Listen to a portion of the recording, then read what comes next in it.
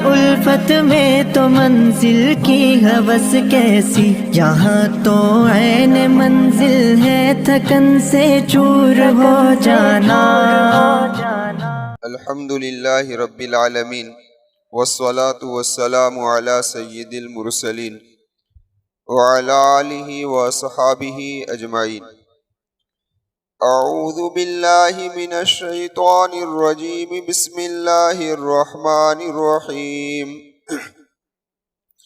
وما امروا الا ليعبدوا الله مخلصین لہ الدین حنفاء ويقيموا الصلاة ويؤتوا الزكاة وذلك دين القيمة إن الذين كفروا من أهل الكتاب والمشركين في نار جهنم خالدين فيها أولئك هم شر البرية إن الذين آمنوا وعملوا الصالحات أولئك هم خير البرية جزاؤهم عند ربهم جنات عدن تجری من تحتها الانہار خالدین فیہا ابدا رضی اللہ عنہم ورضوا عنہ ذالک لمن خشی ربہ۔ صدق اللہ العظیم۔ معزز سامعین کرام اور پردہ نشین خواتین، گزشتہ مجلس کے اندر یہ بات آپ سے عرض کی گئی تھی کہ اللہ کے محبوب صلی اللہ علیہ وسلم کے مبعوث ہونے سے پہلے اہل کتاب کی اور مشرکین کی حالت بہت ہی خراب تھی، یعنی یہ باطل عقیدے پر ڈٹے ہوئے تھے اور غلط مذہب پر یہ لوگ ڈٹے ہوئے تھے۔ تو اللہ تبارک و تعالیٰ نے ان حالات کے اندر نبی کریم صلی اللہ علیہ وسلم کو ان کی طرف مبعوث فرمایا اور بھیجا، جس کو قرآن کریم نے بینہ بیان فرمایا کہ ہم نے ان کی طرف بینہ کو بھیجا۔ اب اللہ کے محبوب صلی اللہ علیہ وسلم ان پر صحیفوں کو تلاوت کرتے تھے، اور قرآن کریم کی ہر سورت ایک صحیفہ ہے اور اس کے اندر مضبوط احکامات ہے کہ جو اللہ کے محبوب ان کے سامنے بیان کرتے تھے۔ لیکن جیسا کہ آگے آیا کہ وما تفرق الذین، تفرقہ کا مطلب علامہ آلوسی رحمۃ اللہ علیہ نے بیان فرمایا کہ ان میں سے بڑے تھوڑے لوگ ہی ایمان لائے، کن میں سے؟ اہل کتاب میں سے۔ اور رہی بات مشرکین عرب کی، تو ان کے متعلق لکھا ہے کہ کچھ لوگ تو مارے گئے اور اکثر لوگ اس کے اندر سے کیا ہو گئے بھائی؟ ایمان کے اندر داخل ہو گئے۔ اب بات آگے کی یہ ہے کہ کیا اللہ کے محبوب صلی اللہ علیہ وسلم کوئی نیا پروگرام لے کر آئے تھے ان کے پاس کہ جو اس سے پہلے کبھی ان کے پاس آیا نہ ہو؟ اس وجہ سے ان یہودیوں نے اور نصارہ نے اور مشرکین نے اللہ کے محبوب صلی اللہ علیہ وسلم کے پروگرام کو قبول نہیں کیا۔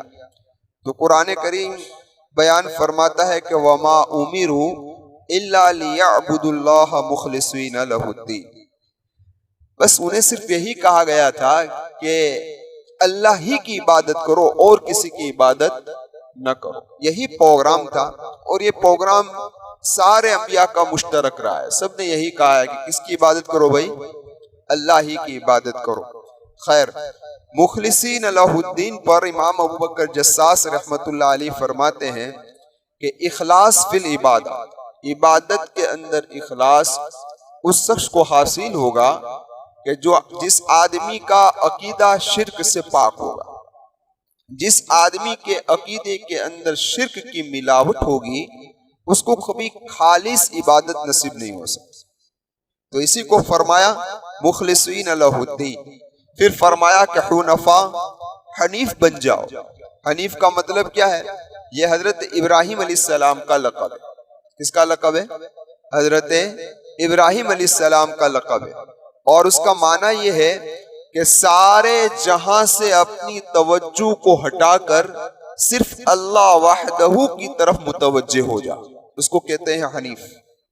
شاہ صاحب رحمت اللہ علیہ فرماتے ہیں کہ حنیف اس آدمی کو کہا جاتا ہے کہ جس آدمی میں اللہ کی وحدانیت کا یقین ہو، ساتھ ساتھ کے اندر وہ بیت اللہ کا طواف کر رہا ہو، یعنی بیت اللہ کا حج کر رہا ہو، اور بیت اللہ کی طرف رک کر نماز پڑھ رہا ہو، اور ختنہ کر رہا ہو تو یہ حنیف آدمی ہے. کون ہے؟ حنیف آدمی. آگے قرآن کریم نے پھر فرمایا کہ وَيُقِيمُ الصَّلَاةَ وَيُؤْتُ الزَّكَاةَ وَذَلِكَ دِينُ الْقَيِّمَ، کہ نماز کو قائم کیجئے اور زکوٰۃ کو ادا کرتے رہیے. پتا چلا کہ اللہ کی عبادت کے بعد اگر کوئی اہم ترین عبادت ہے تو وہ کیا ہے بھائی؟ نماز. اب دیکھیے قرآن کریم نے یہاں صرف دو عبادت کا تذکرہ کیا، ایک نماز کا اور دوسرا زکوٰۃ کا. نماز یہ بدنی عبادت ہے اور زکوٰۃ یہ مالی عبادت. پتا چلا کہ مالی عبادت میں اہم زکوٰۃ ہے اور جانی عبادت میں اہم کیا ہے بھائی؟ نماز ہے. اس لیے قرآن کریم نے یہاں صرف دو ہی اہم عبادت کا تذکرہ کیا اور عبادتوں کا تذکرہ نہیں کیا. پھر فرمایا کہ وَذَلِكَ دِينُ الْقَيِّمَ، یہی دین قیم ہے. کہنے کا مقصد کہ سارے احکامات اور مضبوط احکامات اسی کے اندر ہے، تو اسی پر تم لگے رہو اگر تم دین حنیف پر چلنا چاہتے ہو، اور تو ان اصولوں کو مضبوط اسے تھامے رکھو. آگے فرمایا ان الذین کفروا، یقیناً وہ لوگ جنہوں نے انکار کیا، من اہل الکتاب والمشرکین، اہل کتاب میں سے اور مشرکین میں سے، فی ناری جہنم، کس میں جائیں گے؟ جہنم کی آگ میں ڈالے جائیں گے، خالدین فیہا، وہ اس کے اندر ہمیشہ ہمیش رہیں گے. اب دیکھیے یہاں پر ایک سوال ہے، وہ سوال یہ ہے کہ بھئی اگر کافر کفر کرتا ہے تو اپنی زندگی تک کرتا ہے، جو 60 سال جیا، 70 سال جیا، جتنا جیا، تو ان کا ایک کفر ایک محدود ہے کہ اس کی ایک حد ہے، لیکن اس کے مقابلے میں ان کو جو سزا دی جا رہی ہے وہ تو لامحدود ہے، ہمیشہ کے لیے سزا دی جا رہی ہے. ایسا کیوں؟ تو اس کا جواب علماء نے یہ دیا کہ بھائی بات دراصل یہ ہے کہ کسی آدمی نے جرم کیا ہے تو وہ کتنی دیر کیا ہے وہ نہیں دیکھا جاتا، بلکہ یہ دیکھا جاتا ہے کہ یہ جرم سنگین کتنا ہے. سمجھے؟ مثال کے طور پر ایک آدمی ہے کہ جس نے کسی کے گھر کے اندر ڈکیتی ڈالی اور چوری کی، اور اس چوری کے اندر 1 گھنٹے تک ملوث رہا، پھر یہ چوری کر کے نکل گیا، اور عدالت میں جب اس کو پیش کیا گیا تو کیا جج صاحب یہ فیصلہ سنائیں گے کہ بھائی اس چور نے 1 گھنٹے تک چوری کی ہے تو اس کو 1 گھنٹہ جیل میں رکھا جائے؟ یہ فیصلہ ہوگا؟ نہیں، بلکہ فیصلہ تو یہ ہوگا نہیں کہ اس کا جرم کتنا سنگین ہے، اس اعتبار سے اس کو سزا دی جائے گی. تو ان کا جرم اتنا خطرناک ہے کہ اللہ کی وحدانیت کا انکار کرنا، اس لیے اللہ تبارک و تعالی ان کو اتنی سنگین سزا دیں گے. دوسرا جواب علماء نے یہ دیا ہے کہ مسئلہ یہاں پر نیت کا ہے. کس کا ہے؟ نیت کا ہے. کہ کافر کی نیت یہ ہے کہ اگر میں لاکھوں یا کروڑوں سال اس دنیا میں رہا پھر بھی میں اسی حالت میں رہوں گا، تو ان کی نیت کی وجہ سے ان کو ہمیشہ کے لیے کیا؟ جہنم میں اللہ تبارک و تعالی ڈالے. اے ایمان والے کو ہمیشہ کے لیے جنت میں اس لیے ڈالا جائے گا کہ ان کی نیت یہ ہے کہ اگر ہم کروڑوں سال اس دنیا میں رہے تب بھی ایمان ہی پر رہیں گے نا انشاءاللہ. کوئی طاقت ہمیں ختم کر سکتی نہیں ہے انشاءاللہ. تو فرمایا اس لیے وہ ہمیشہ کہاں رہے گا بھائی؟ جنت کے اندر رہے گا. تو ان کافروں کے بارے میں کہا گیا کہ اولئک ہم شر البریہ، یہ بدترین مخلوق ہے. کیسی مخلوق ہے بھائی؟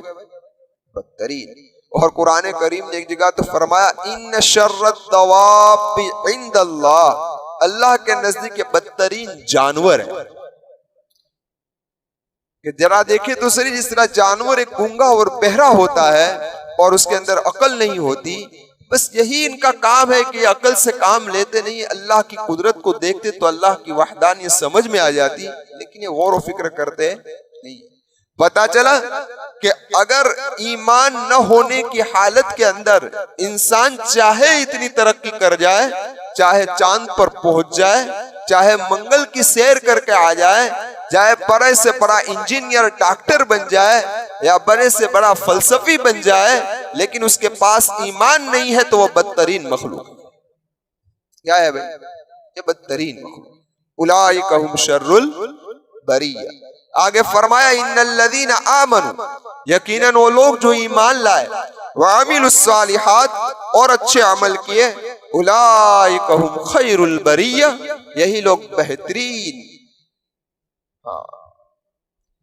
بہترین قرآن کریم بیان فرماتا ہے۔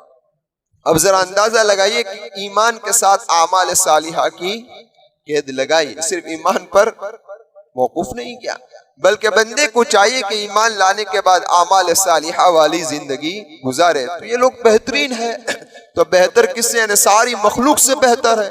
جب ساری مخلوق سے بہتر ہے تو سوال یہ پیدا ہوتا ہے کیا فرشتوں سے بھی بہتر ہے؟ تو بعض علماء تو فرماتے ہیں کہ فرشتے سے بھی بہتر ہے، اس وجہ سے بہتر ہے کہ فرشتے کے اندر تو نفس نام کی کوئی چیز ہے نہیں، اس لیے گناہ کا سوال پیدا ہوتا نہیں، تو ان کا تھوڑا کچھ کمال ہے۔ کمال تو انسان کا ہے کہ اس کے اندر نفس ہے اور نفس کو مار کر اللہ کی اطاعت والی زندگی گزار رہا ہے، اس لیے فرمایا کہ بہترین مخلوق ہے۔ لیکن بعض علماء فرماتے ہیں کہ جو خاص فرشتے ہیں، حضرت جبرائیل علیہ السلام، حضرت میکائیل علیہ السلام، ان کا اللہ کے نزدیک خاص مقام اور مرتبہ ہے، سمجھے؟ اور بعض علماء نے فرمایا کہ نہیں، اس کا اسٹیپ ہے۔ کیا اسٹیپ ہے؟ کہ اس امت کے یعنی کہ ابن آدم کا جو بہترین طبقہ ہے، بہترین طبقے سے کون مراد؟ انبیاء علیہ السلام۔ تو کہ انبیاء علیہ السلام تو سارے فرشتوں سے افضل ہے، جبرائیل سے بھی، میکائیل سے بھی، سب سے افضل۔ لیکن ابن آدم کا عام طبقہ، اولاد آدم کا عام طبقہ جو ہے وہ عام فرشتوں سے افضل ہے، لیکن خاص فرشتوں سے نیچے ہے، برابر۔ اور اسی طریقے سے فرمایا کہ فرشتوں کا جو خاص طبقہ ہے وہ سارے لوگوں سے کیا ہے بھائی؟ افضل، یعنی حضرت جبرائیل اور حضرت میکائیل، سارے لوگوں سے مراد انبیاء کو چھوڑ کرو، انبیاء کرام کو چھوڑ کر ان سے افضل ہے۔ تو فرمایا کہ اولئک ہم خیر البریہ، یہ بہترین امت ہے۔ اور ان کو کیا ملے گا؟ تو کہ جزاؤہم، ان کے بدلے میں، عند ربہم، ان کے رب کے پاس، جنات عدن، ہمیشہ کی جنت ہے، تجری من تحتها الانہار، کہ جس کے نیچے بہتی ہے نہریں، خالدین فیہا ابدا، اس میں ہمیشہ ہمیش رہیں گے۔ کہاں رہیں گے بھائی؟ جنت۔ آگے کیا ہوگا؟ تو کہ رضی اللہ عنہم، اللہ ان سے راضی ہوگا۔ ان سے؟ ایمان اور اعمال صالحہ کرنے والے سے اللہ راضی، ورضوا عنہ، اور وہ اس سے راضی۔ اب یہاں پر ایک بات سمجھنی ہے کہ بھئی جنت میں تو اسی وقت جائیں گے جب اللہ راضی ہوگا، ورنہ تھوڑے جنت میں جائیں گے۔ تو پھر مطلب کیا ہے ورضوا عنہ کا؟ کہ وہ بندے اللہ سے راضی۔ تو علماء نے لکھا ہے کہ رضامندی کے بھی درجے ہیں۔ کیا ہے؟ یہاں جو درجہ بیان کیا گیا وہ درجہ ہے کہ بندے کی کوئی آرزو اور بندے کی کوئی تمنا ایسی نہیں ہوگی کہ جو پوری نہ ہو۔ ہر آرزو اور ہر تمنا کیا کر دے گا؟ اللہ پوری کر دے گا۔ اسی لیے قرآن میں آگے آیا نا، وَلَسَوْفَ يُعْطِيكَ رَبُّكَ فَتَرْضَىٰ، اے میرے محبوب صلی اللہ علیہ وسلم، ہم آپ کو اتنا دیں گے کہ آپ کیا ہو جائیں گے؟ خوش ہو جائیں گے، یعنی کہ میرے محبوب آپ کی ہر آرزو اور ہر تمنا آپ کی کیا کر دی جائے گی؟ پوری کر دی۔